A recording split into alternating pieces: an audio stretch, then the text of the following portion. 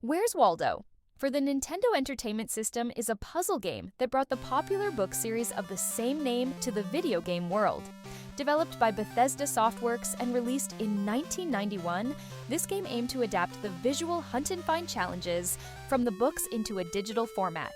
However, the NES version of Where's Waldo was met with a mixed response from fans and critics, largely due to limitations of the console's hardware and the challenges of recreating the detailed artwork of the books on the NES's 8-bit graphics.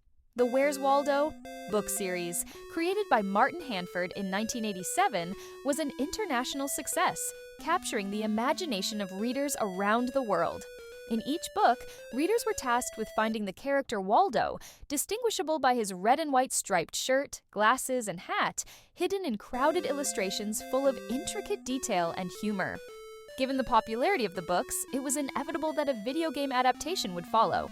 Bethesda Softworks, now known for major franchises like The Elder Scrolls and Fallout, was a small company at the time looking for unique projects to make its mark in the industry.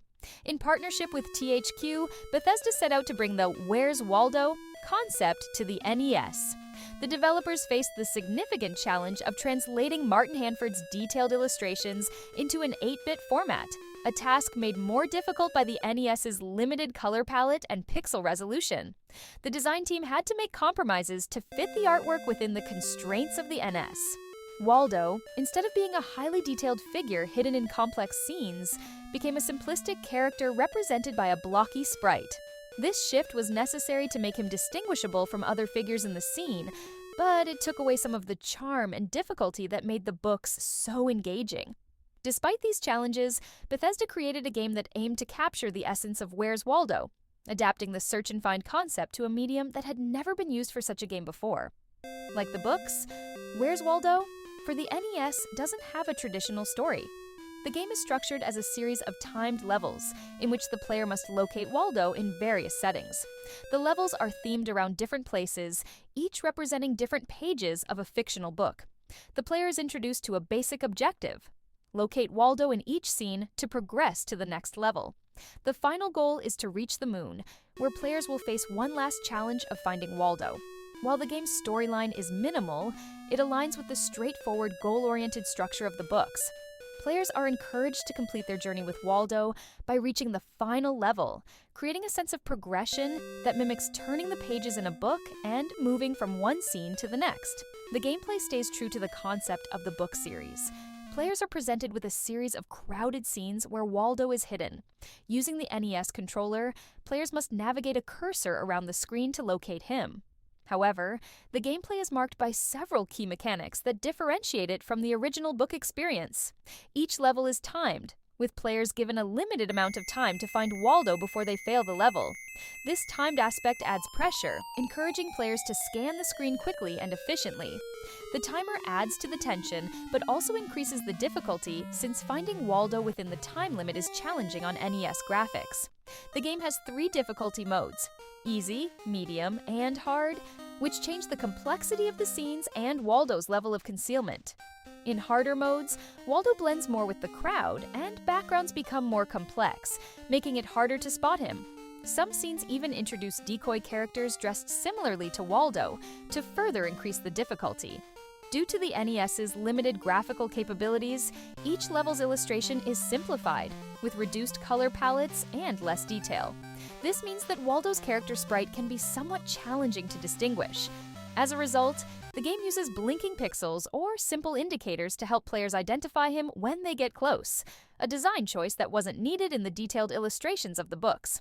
The game has 8 levels, each set in a different location, such as a forest, a castle, or a fairground.